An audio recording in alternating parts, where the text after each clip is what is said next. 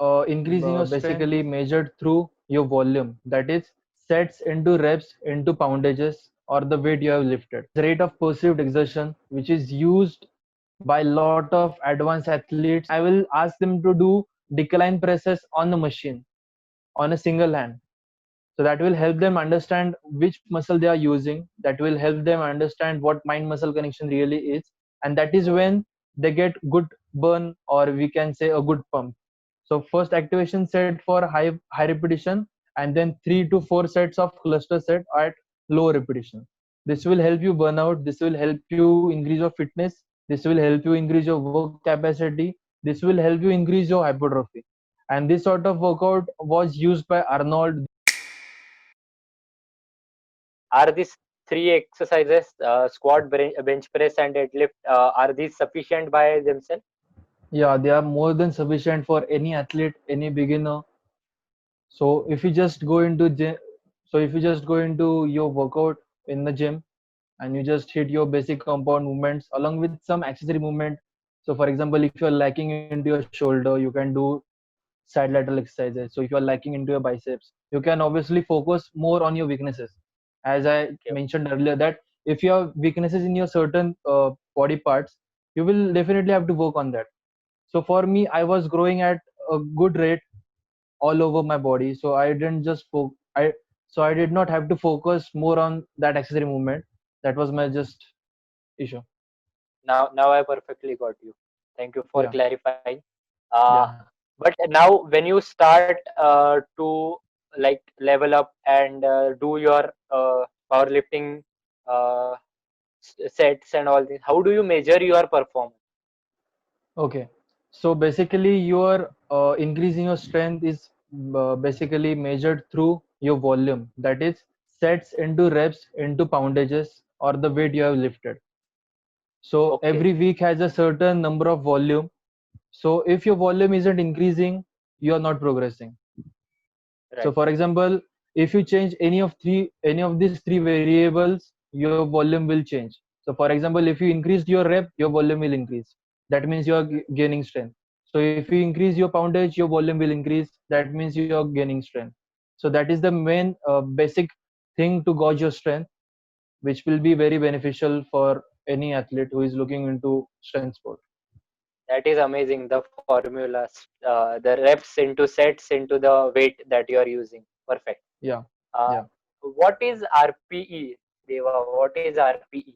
Oh, okay. So that is called as rate of perceived exertion, which is used by lot of advanced athletes. It can be used by any coach. It can be used by any beginner.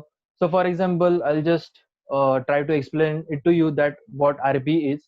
So for example, if you're lifting 100 kg deadlift for 10 repetitions, and if I ask you that how many more repetitions you have got in your tank, and if you answer me that I can lift only two more reps, that means you are at RP 8. If you say that I can lift more than two weights or maybe four weights but not more than that, then you are at RP 7. So Okay. RP is a very In a advanced tool descending which order. Descending order. no. So for example, I'll just explain you the whole RP scale. At RP 10, it means that you have maxed out, you cannot lift more than one repetition. At RP 9, you can lift one more repetition, but maybe not more than one repetition. At RP 8, you can lift two more repetitions, but not more than two repetitions. At RP 7, you can lift more than two to three repetitions, but not more than three repetitions.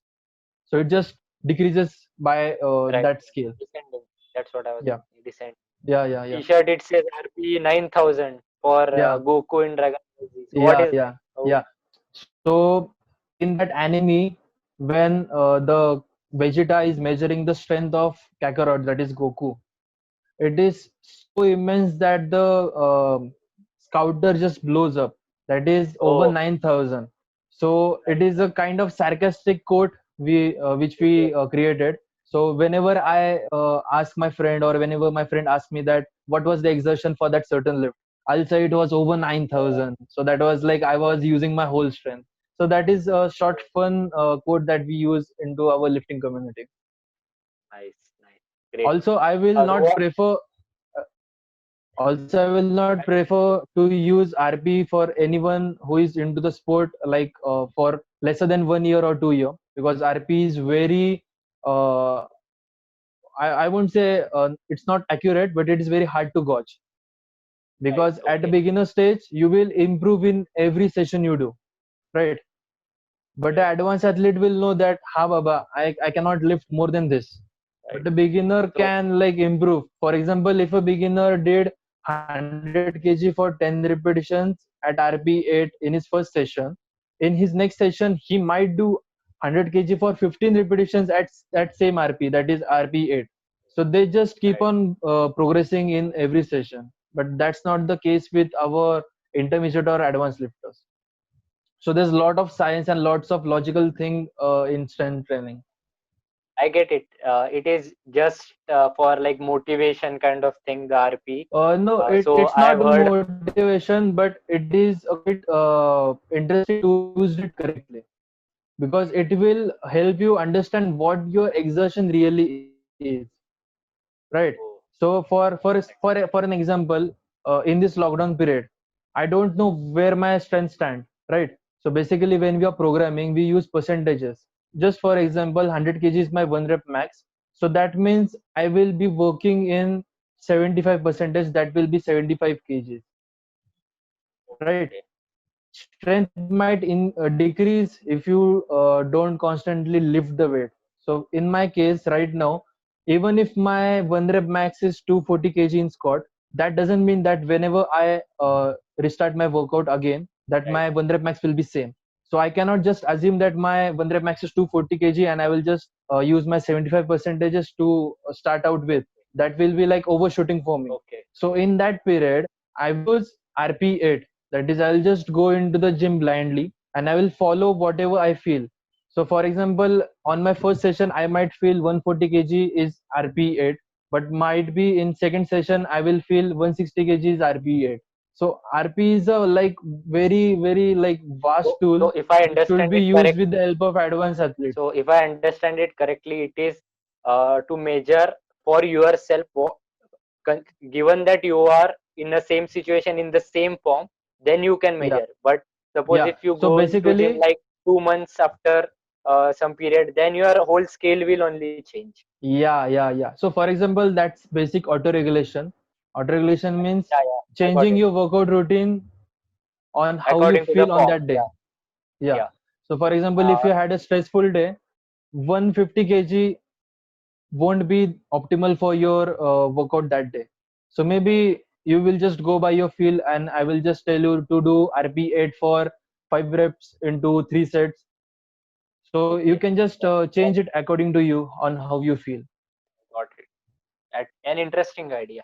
Yeah. On similar lines, there was a quote by Muhammad Ali. They ask how many sit-ups or push-ups, I guess, do you do? He says, I don't count my sit-ups or push-ups. I only start counting when it starts to pain. Yeah. So when it starts to pain, then one, then two, then three. So it is on the similar lines, I So guess. that's basically RP10. So whenever Yeah, he yeah, just yeah, burns out totally, he will start counting and he will start considering that yeah, repetitions. But to be honest, they are better for like quotes only. For an yeah, yeah. athlete, I get it. for an athlete, it is very important to be on a safer side, because if you burn out Right. in your every session, you won't be able to have a Longevity. longevity. Right. Uh, right. But Muhammad Ali is a legend. Yeah, So yeah. We cannot argue with him. He did what he has to do. right. So Deva, what is the maximum weight that you have lifted up Yeah. till now? Okay. So Your there peak are form, the two. best form. Yeah. So there are two different categories in powerlifting. One is equipped powerlifting and one is raw powerlifting. In my Okay. early stages, so in my early competition years, I used to compete in equipped, in which you use different types of suits to assist your body, assist your lift. So in that Okay. category, I did 240 kg squat, Oh, 140 kg bench press, and 245 kg deadlift at body weight of around 90 to 91 kg, and at age of 18 years old. So oh, that was my best feat of strength. 105 kg beltless, sleeveless squat for 10 repetition. Again, that was a huge milestone achieved by me. Hard to imagine. So how much Yeah. time do you hold? So have you approximately, if you can give, like, how much time can you hold such weight? So for deadlift, I don't have any issue holding it for more than 1 minute because I got big hands. So that bar is like everything for me. So I can hold it for long period. But for squat, yes, it is very hard to just keep the bar on your back and just hold it. But for an estimate, a lift consists, for an estimate, you will have to hold that weight for around 20 to 25 seconds. In that Okay, period, you will squat down, you will come up, and you will wait for that referee's sign to unrack it. Yeah. got it. So, but powerlifting seems to be a sport where you need uh, a very correct form of guidance, and if done wrong, it could have like permanent body damages. So, uh, what are the safety measures? So if you can just mention two or three safety measures that are very essential for a power lifter. So what are those? Okay. So this is the main myth behind powerlifting, that if you start powerlifting, you will end up hurting yourself.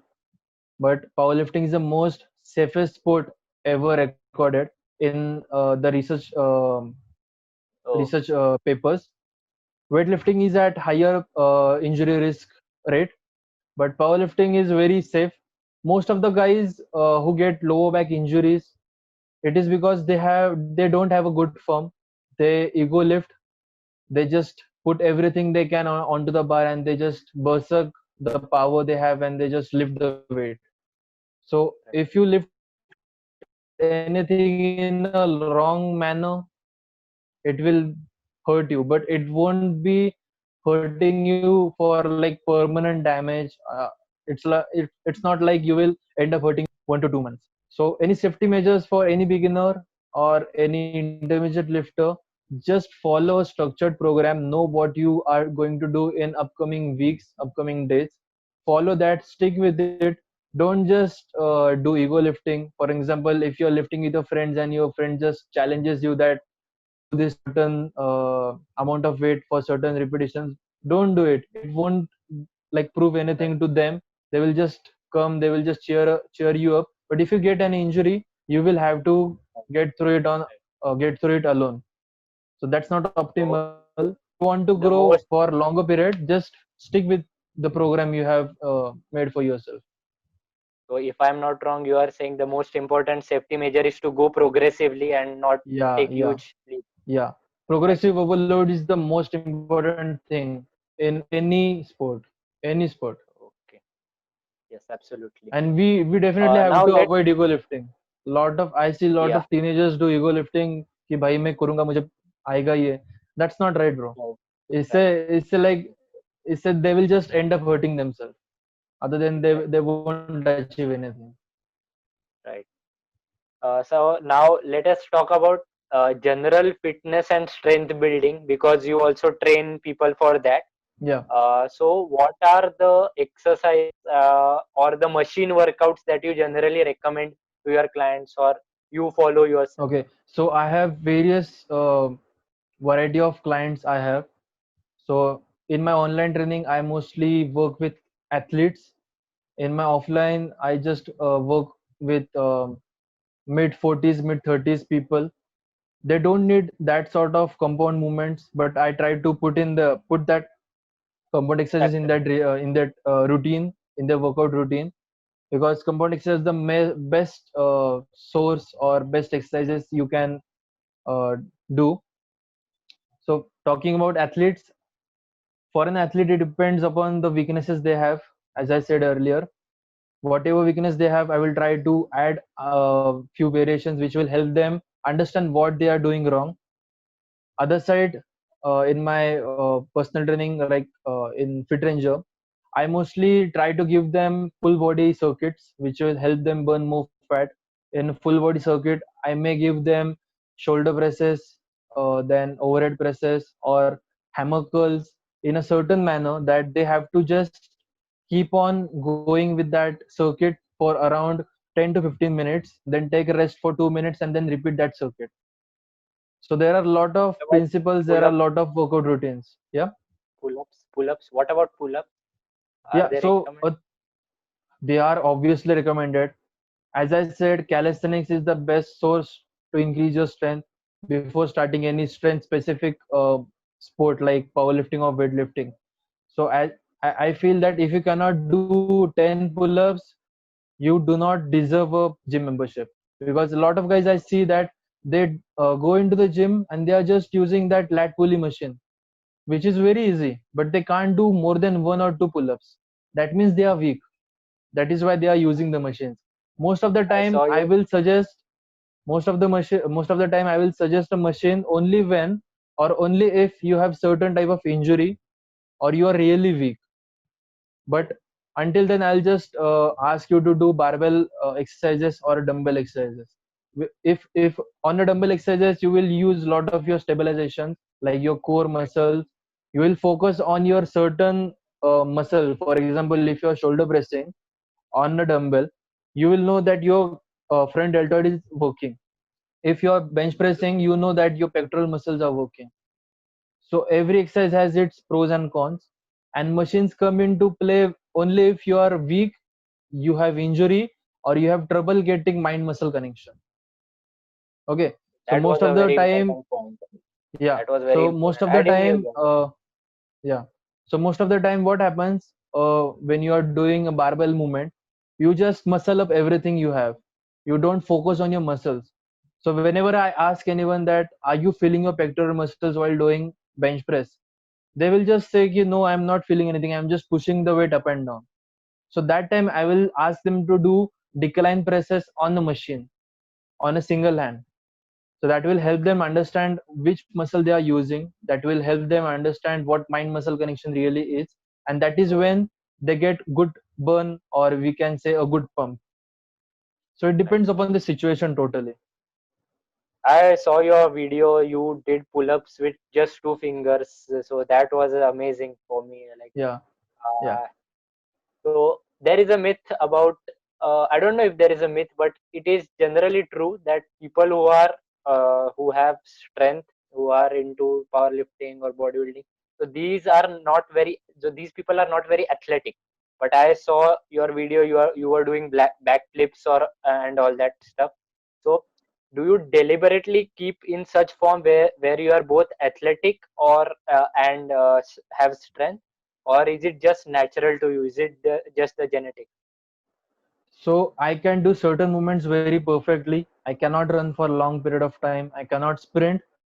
So I feel that I like in that movement, but I can do long jumps. I can do swimming for a certain period of time.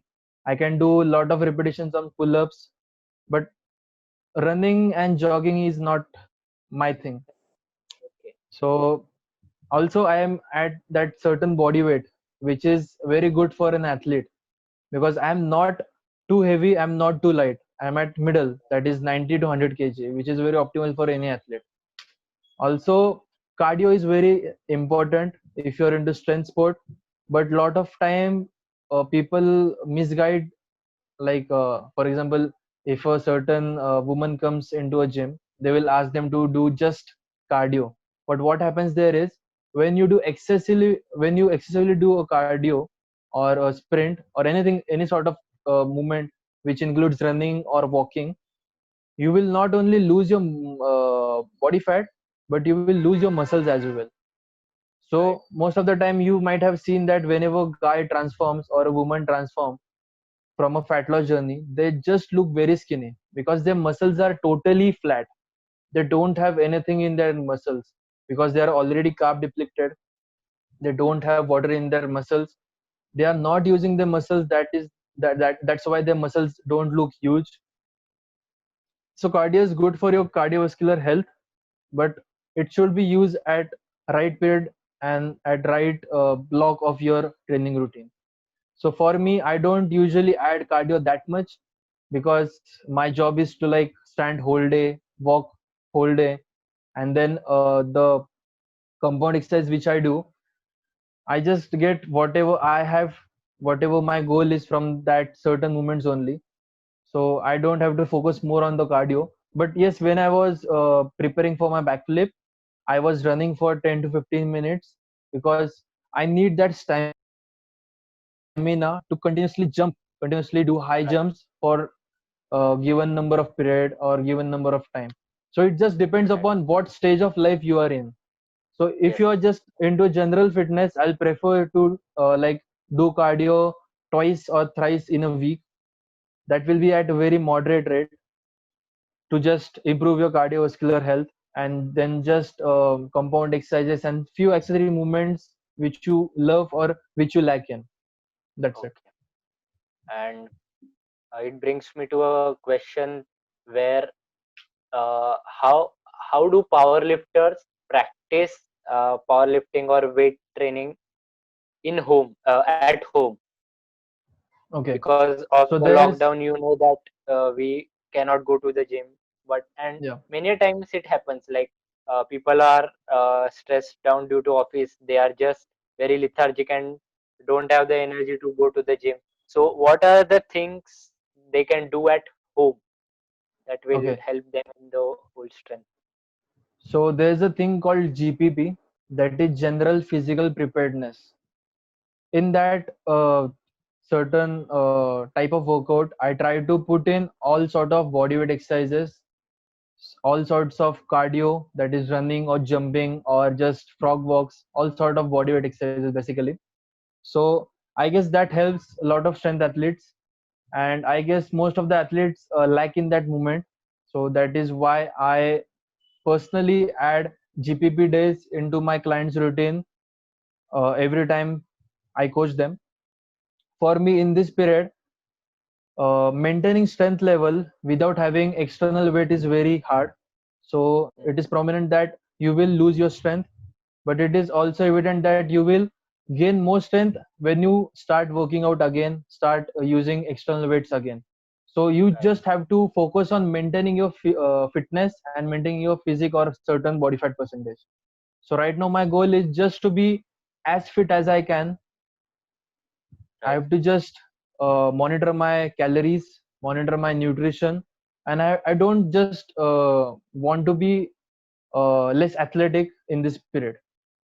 So I'll just focus on doing push-ups, pull-ups, any sort of myo reps. Then Yeah. there are a lot of things which we can do. So I'll just explain what myo reps is. So myo reps is basically 4 to 5 sets of exercises of any exercises.